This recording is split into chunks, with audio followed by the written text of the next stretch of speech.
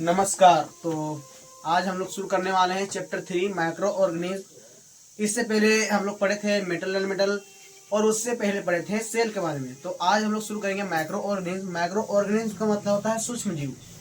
तो ये चैप्टर पढ़िए और इसका हम लोग रिवीजन करने वाले हैं। इसका देखिए क्वेश्चन आंसर होने वाला है, क्वेश्चन आंसर होगा, लेकिन आप लोग पहले रिवीजन कीजिएगा तो क्वेश्चन आंसर करने में अच्छा लगता है।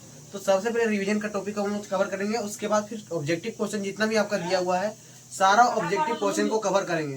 तो ऑब्जेक्टिव कवर करने से पहले आप पहले रिवीजन को शुरुआत कीजिए और रिवीजन को पूरा कीजिए। तो रिवीजन क्या है कि हम लोग करने वाले हैं माइक्रो ऑर्गेनिज्म। माइक्रो ऑर्गेनिज्म का ही मतलब होता है सूक्ष्म जीव। तो सूक्ष्म जीव के बारे में पढ़ेंगे, क्या उपयोगी है उसका, क्या उपयोग नहीं है, उसको हम लोग किस प्रकार से उपयोग करते हैं, कहाँ क्या उपयोग होता है, कौन कौन सा माइक्रो ऑर्गेनिज्म हमारे लिए हार्मफुल होता है। तो सारे चीज को अभी त्यागिए और हमेशा प्रयास कीजिए कि कुछ अभी पढ़ लिया जाए। समय आपके पास कितना है तो आप खुद जानते हैं, और समय का अगर आप अभी यूज नहीं कीजिएगा तो समय बाद में आपका ऑब्जेक्टिव रटने से कोई फायदा नहीं है। आगे 9th-10th में भी यही सब चीजें टॉपिक जो है सो आगे बढ़ा हुआ है।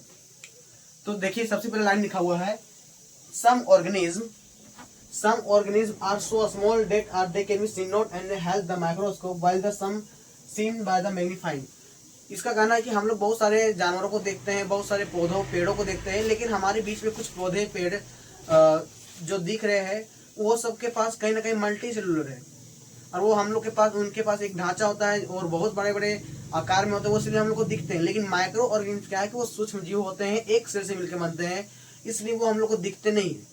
तो इनको हम लोग देखने के लिए प्रयोग करते हैं मैग्नीफाइंग ग्लास का या फिर माइक्रोस्कोप का यूज करके इसका हम लोग देखते हैं। तो उसके बारे में जानना है जिसके हम लोग नंगे आंख से नहीं देख सकते हैं, इसके लिए हम लोग लगाना पड़ता है माइक्रोस्कोप और मैग्नीफाइंग ग्लास। तो ये जो आपका माइक्रोस्कोप का जो यूज हो रहा है वो यूज क्यों हो रहा है समझ में आ चुका है, क्योंकि ये हम लोग इसको आराम से देख नहीं सकते हैं, इसको देखने के लिए हम लोग को यूज करना पड़ता है। आगे देखिए आपका बोलता है do you know where the microorganism live. ये बोलना चाह रहा है कि आपको क्या पता है कि आपके कहाँ कहाँ पे माइक्रो ऑर्गेनिज्म होते हैं। तो कहने का मतलब है कि माइक्रो ऑर्गेनिज्म आपके हर एक जगह पाए जाते हैं, जहाँ पे भी आप रहते हैं नहीं रहते हैं, आपके एक कोना में या फिर एक जगह जो आपके कहीं एक ऐसा स्थान कोई भी नहीं है जहाँ पे माइक्रो ऑर्गेनिज्म ना हो। यानी कि हर एक जगह आपका हर एक वस्तु में हर एक ऑब्जेक्ट में कहीं ना कहीं माइक्रो ऑर्गेनिज्म होता है और वहीं हर एक जगह पर पाया जाता है।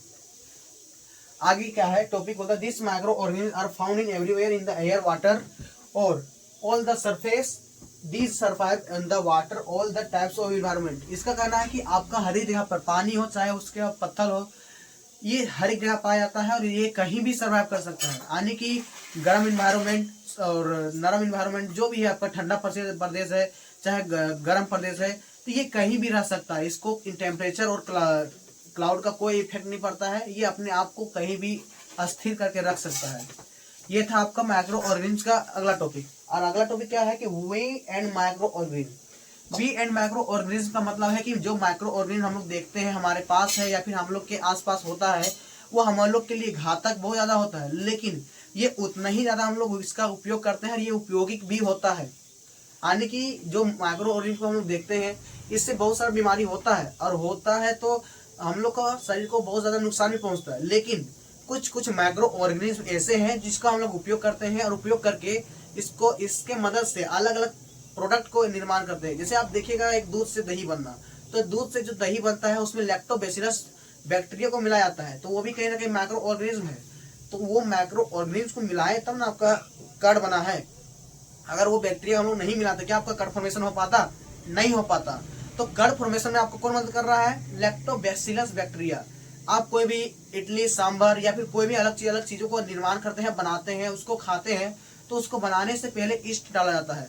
तो वो जो ईस्ट का बैक्टीरिया है वो आपका क्या करता है कि अपने आप में फर्मेंटेट करता है और वो आपका डो को सॉफ्ट कर देता है, तब आपका जाकर के इडली अच्छा बनता है, चाहे डोसा अच्छा बनता है। तो आपका जो जलेबी चाहे जो भी आपका प्रोडक्ट बन रहा है, वो प्रोडक्ट को बनाने के लिए आपका बैक्टीरिया का और उसमें मौजूद जो आपका गुण है उसको यूज किया जाता है, माइक्रो ऑर्गेनिज्म का यूज किया जाता है। विदाउट माइक्रो ऑर्गेनिज्म का ये सब चीज को बनाना संभव नहीं है। तो ये सब चीज से हम लोग क्या समझ में आता है कि कहाँ जहाँ जहाँ पर हम लोग का माइक्रो ऑर्गेनिज्म होता है उससे हानिकारक है ही, लेकिन वो हमारे लिए यूजफुल भी होता है और उससे हम लोग अलग अलग प्रकार के कामों को करते हैं और कहीं ना कहीं हम लोग को अलग अलग पकवान बनाने में हो या फिर कुछ भी करने में हो, तो वो हम लोग को उपयोगी होता है। अच्छा, आप जो मेडिसिन खाते हैं या फिर मेडिसिन को जब आप लेते हैं बीमार होने के बाद, तो मेडिसिन जो आप खा रहे हैं, तो मेडिसिन में जो आपका केमिकल सब्सटेंस होता है, वो केमिकल सब्सटेंस भी बनता है माइक्रो ऑर्गेनिज्म का मटेरियल से। अगर माइक्रो ऑर्गेनिज्म का मटेरियल यहाँ पे नहीं मिलेगा तो वो केमिकल सब्सटेंस जनरेट नहीं कर पाएगा और उसका आप दवा नहीं खा पाएगा। तो माइक्रो ऑर्गेनिज्म से बहुत सारा चीज लाभदायक भी है और उससे बहुत सारा चीज नुकसान भी होता है। तो एंटीबायोटिक बना रहे हैं, चाहे आप कोई भी चीज खा रहे हैं, पी रहे हैं, तो उसमें भी आपका माइक्रो ऑर्गेनिज्म यूज होता है, तब वो हो पा रहा है। अगर माइक्रो ऑर्गेनिज्म का यूज नहीं करते तो वो चीज आपका हो सकता है कि नहीं हो पाता। यहाँ तक टॉपिक क्लियर है सबका। तो आगे क्या है कि commercial and the micro organism, यानी कॉमर्शियल यूज। जैसे कॉमर्शियल मतलब क्या होगी, आप अपने लाभ के लिए, बेचने के लिए किस किस जगह पर आप माइक्रो ऑर्गेनिज्म का यूज करते हैं। तो सबसे ज्यादा अभी हम लोग का देश में जो यूज होता है माइक्रो ऑर्गेनिज्म का कॉमर्शियल पर्पस में, तो कॉमर्शियल पर्पस में सबसे ज्यादा माइक्रो ऑर्गेनिज्म का यूज होता है for the formation of alcohol. जब हम लोग अल्कोहल का, दारू शराब जो बनता है, उसमें ज्यादा से ज्यादा मात्रा में माइक्रो ऑर्गेनिज्म का यूज किया जाता है। उसके मदद से आपका वाइन बनता है, अल्कोहल का सब्सटेंस बनता है, अल्कोहल का मटेरियल बनता है। तो वो आपका किससे बन रहा है,